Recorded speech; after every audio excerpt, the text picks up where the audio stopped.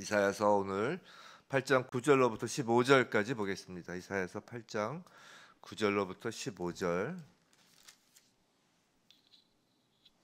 구약 977면입니다. 우리 한 목소리로 함께 이사야서 9장 9절부터 15절까지 함께 읽도록 하겠습니다. 너희 민족들아 함성을 질러보아라. 그러나 끝내 패망하리라. 너희 먼 나라 백성들아 들을지니라. 너희 허리를 동이라. 그러나 끝내 패망하리라. 너희 허리에 띠를 띠라. 그러나 끝내 패망하리라. 너희는 함께 계획하라. 그러나 끝내 이루지 못하리라. 말을 해보아라. 끝내 시행되지 못하리라. 이는 하나님이 우리와 함께 계심이니라. 여호와께서 강한 손으로 내게 알려주시며 이 백성의 길로 가지 말 것을 내게 깨우쳐 이르시되 이 백성이 반역자가 있다고 말하여도 너희는 그 모든 말을 따라 반역자가 있다고 하지 말며 그들이 두려워하는 것을 너희는 두려워하지 말며 놀라지 말고 만군의 여호와 그를 너희가 거룩하다 하고 그를 너희가 두려워하며 무서워할 자로 삼으라. 그가 성소가 되시리라. 그러나 이스라엘의 두 집에는 걸림돌과 걸려 넘어지는 반석이 되실 것이며 예루살렘 주민에게는 함정과 올무가 되시리니 많은 사람들이 그로 말미암아 걸려 넘어질 것이며 부러질 것이며 덫에 걸려 잡힐 것이니라. 아멘. 오늘 하나님만 두려워하라 라는 제목으로 이사야서 8장 9절부터 15절 말씀을 받을 때 우리가 정말 하나님을 두려워하지 않아서 두려워하게 된 이 세상의 모든 것들을 이 시간 우리가 하나님을 두려움으로 우리의 삶이 실제적으로 변화되는 그 능력이 임하길 주님의 이름으로 축원합니다. 오늘 본문에는 임마누엘이라는 말이 하나 더 있어요. 한 번 더 나와요. 어저께 8절에서 임마누엘 했죠. 또 우리가 아시다시피 7장에도 임마누엘이라고 그랬습니다. 임마누엘. 7장에 그 임마누엘의 징조에서 7장 14절에서 임마누엘 나왔죠. 또 8장 8절에서 임마누엘 나왔죠.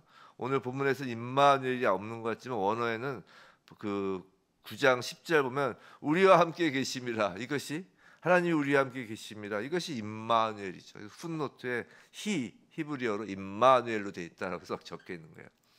이렇게 지금 7장, 8장, 8장 그렇죠? 오늘 8장 10절. 아까 제가 9장이라고 그랬네. 8장 10절. 8장 10절. 임마누엘이 7장 8장에 거쳐서 세 번 나오는 것이에요. 그러면서 그 임마누엘이 우리에게 어떤 의미로 다가오는지를 다시 한번 이야기를 하고 있는 것입니다. 남유다는 어제 본 거죠. 남유다는 이 천천히 흐르는 실로와 물, 그 실로와 물과 같은 하나님의 은혜를 버리고 홍수 같은 강력한 힘을 가진 아수르를 의지하다가 그 홍수가 그 남유다의 그 목까지 차는 심각한 위기를 맞이한 것이에요. 맞이할 것이고 그렇게 실제 맞이했죠.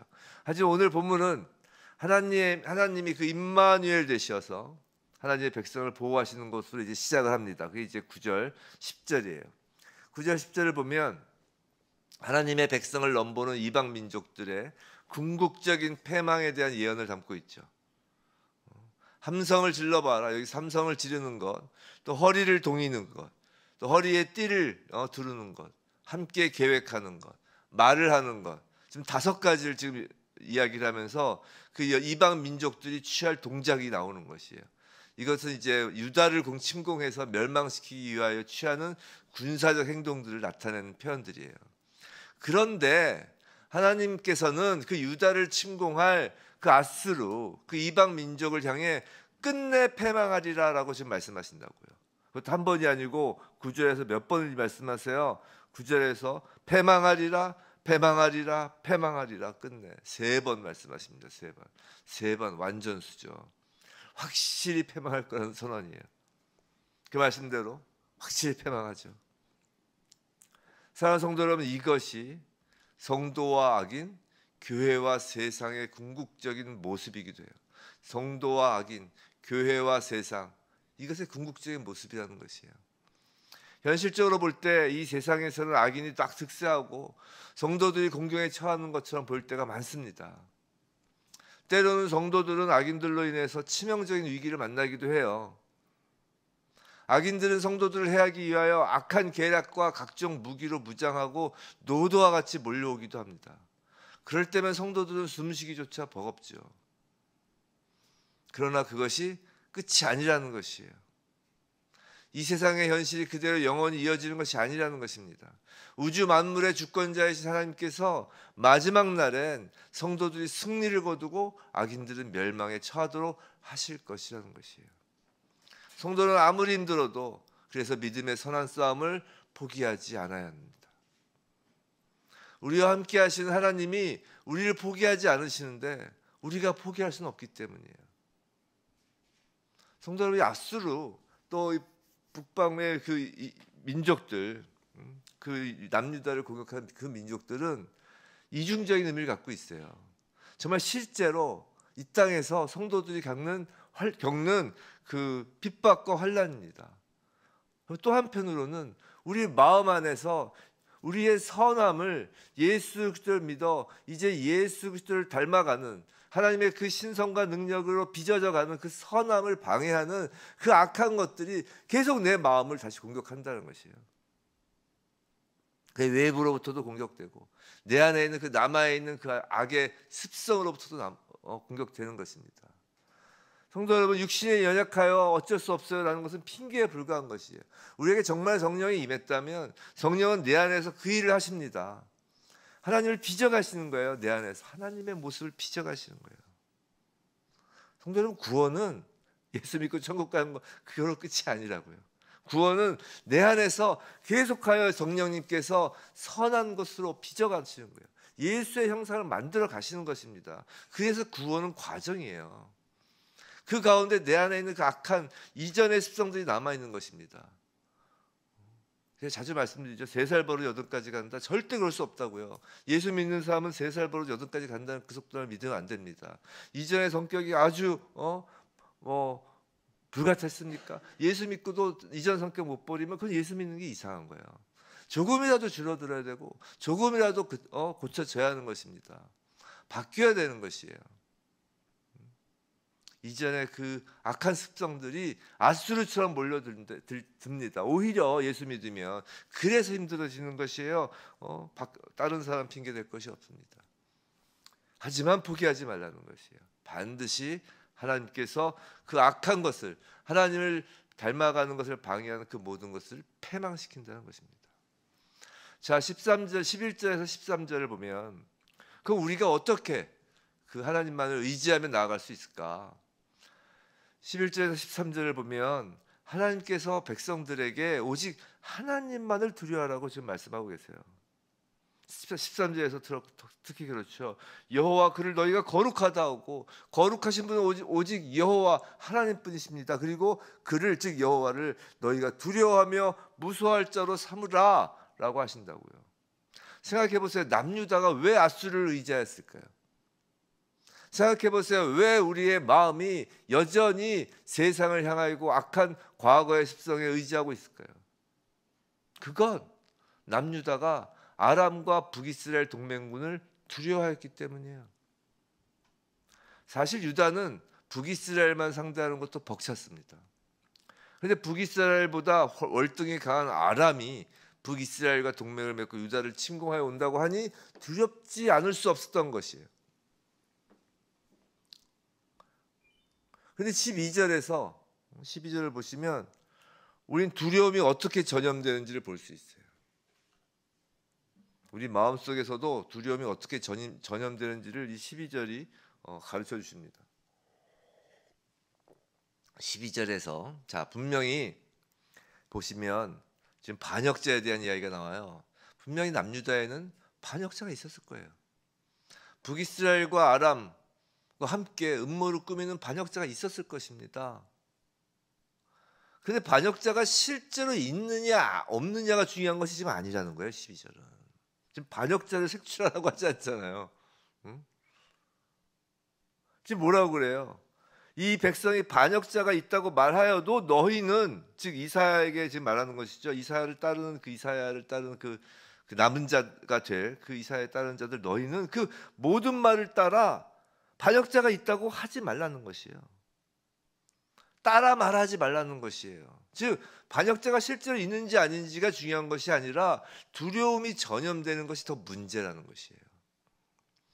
백성들이 불안 가운데 사는 반역자가 있다는 말은 막 그거에 유념해서 그 막 전하는 말이야, 전해야 되는 말이 아니라 오히려 차단해야 할 말이라는 것이에요. 성도 여러분, 사람들이 두려움에 사로잡히게 되면 작은 일도 과장해서 말할 수 있고 또 근거 없는 소문이 꼬리를 물고 이어져서 수많은 사람들이 그로 인해 불안과 두려움에 사로잡힐 수 있습니다. 그래서 나라 전체가 크게 술렁거릴 수도 있어요. 하나님께서는 바로 이러한 심리적 공황을 막기 위하여 이사야 선지자로 하여금 그러한 일을 막으라고 지금 지시한 거라고요. 그런데 그것이 결론이 아니라, 근데 근원적인 해결책은, 결국 근원적인 문제는 두려움이라는 거예요. 두려움.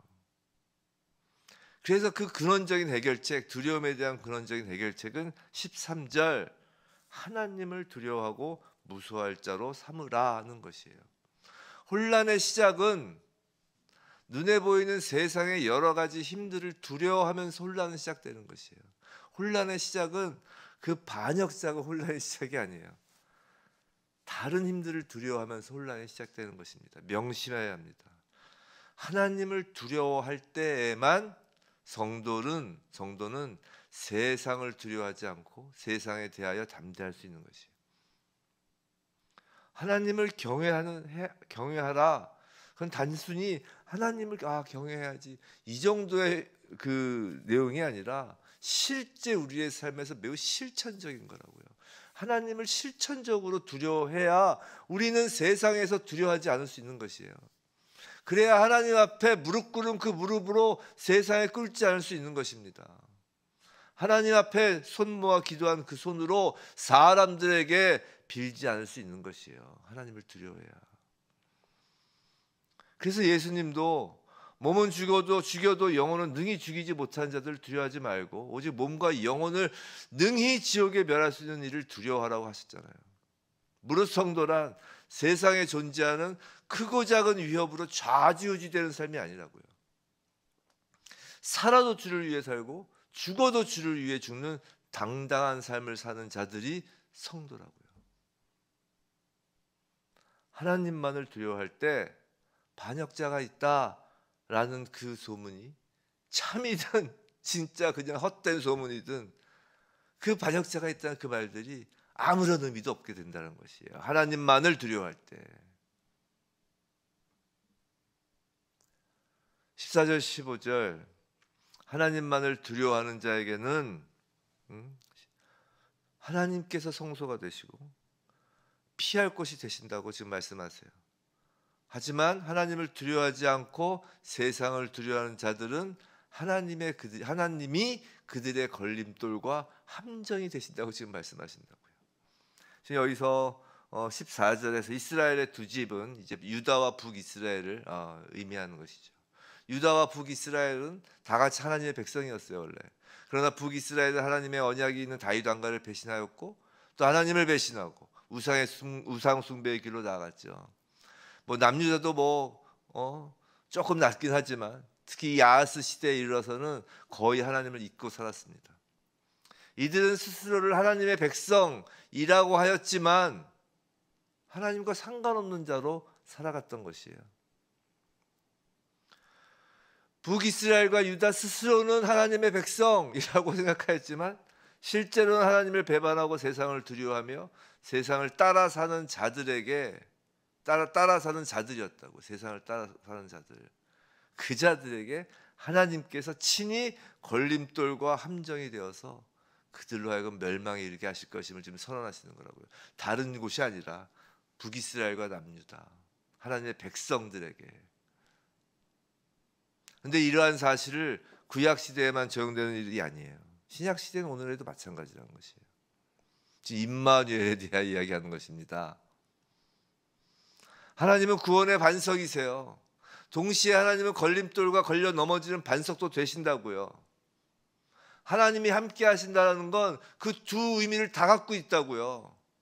예수님을 배척한 자들에게, 자, 예수님이 팔레스타인 땅에 오셨어요. 임마누엘 하셨어요. 근데 그곳에 있는 그 자들에게 예수님께서 뭐라고 하셨어요? 이 돌 위에 떨어지는 자는 깨지겠고 이 돌이 사람 위에 떨어지면 그를 가루로 만들어뜨리라라고 하셨다고요.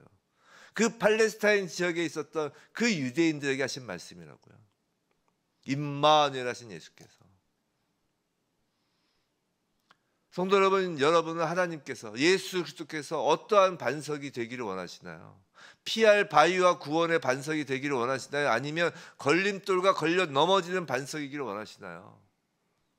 우리가 세상 권력을 두려워하고 세상 힘에 의지하려 할 때, 내 생각에 의지하려고 할 때, 내 의지로 나를 의지하려고 할 때, 하나님은 피할 바위가 아니라 걸림돌, 함정 올무가 되신다고요. 임마누엘 하신 하나님이. 15절을 보세요. 많은 사람들이 그로 말미암아 걸려 넘어질 것이며 부러질 것이며 덫에 걸려 잡힐 것이니라고 합니다.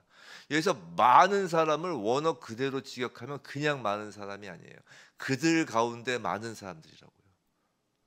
그냥 많은 사람, 세상 사람이 아니라는 것입니다. 하나님의 백성이라고 하는 사람들 가운데 많은 사람들이라는 것이에요. 즉 교회 안에 많은 사람들을 의미하는 것이에요. 교회에게 오늘날 하나님께서 말씀하시는 거예요. 정말 지금 이 시대의 교회는 하나님을 두려워하느냐고 말이에요. 단도직입적으로 우리에게 물어보시는 것입니다. 너희는 나를 두려워하느냐? 하나님의 백성, 하나님의 자녀라고 하면서도 정말 하나님을 두려워하느냐는 말이에요. 성도 여러분, 우리 스스로가 하나님의 백성, 하나님의 자녀라고 부르는 것이 중요합니까? 아니면은 하나님께서 우리를 하나님의 자녀라고 부르는 것이 중요합니까? 우리 스스로가 우리를 그리스도인이라고 부르는 게 중요합니까? 아니면 하나님이 우리를 보시고 그리스도인이라고 부르시는 게 중요하냔 말이에요. 우리가 아무리 하나님의 자녀, 하나님의 백성, 아무리 교회 십자가 간판을 걸어놔도 하나님을 두려워하지 않으면 그 하나님께서, 그 임마누엘 예수 그리스도께서 우리의 걸림돌이 되신다는 것이에요. 둘 중에 하나입니다. 하나님을 두려워할 것인지 세상을 두려워할 것인지. 둘 모두를 두려워한다는 것은 있을 수 없어요. 왜냐하면 하나님을 두려워한다면 세상을 두려워할 수 없는 것이 논리적이기 때문이에요. 하나님을 두려워하는데 어찌 세상을 두려워할 수 있습니까? 하나님을 두려워하지 않고 세상을 두려워한다면 아무리 교회를 다녀도 성도가 아니에요. 그냥 교회를 다니는 거지. 왔다 갔다 갔다. 세상 사람과 다를 것이 없는 것입니다. 오히려 하나님은 함정과 올무가 될 뿐이죠. 성도 여러분, 사람들은 자신이 두려워하는 것을 쫓고 의지합니다. 사람들은 돈을 좋아하죠. 근데 사실은 돈을 두려워하는 것이에요. 또 사람들은 권력을 좋아하죠. 권력을 두려워하는 것입니다. 사람들은 사람을 또한 두려워합니다. 그래서 돈과 권력과 사람을 두려워하기 때문에 돈과 권력과 사람을 차지하기 위해 쫓고 그 돈과 권력과 사람을 의지하는 것이에요. 아이러니하죠. 우리가 하나님만을 두려워하면 하나님을 쫓게 돼 있습니다. 그리고 하나님만을 의지하는 것이에요. 사랑하는 성도 여러분, 부디 하나님만을 두려워하기 때문에 정말 세상을 두려워하지 않고 담대하게 하나님이 함께 하시는 임마누엘을 살아내는 우리 모두이길 주님의 이름으로 축원합니다.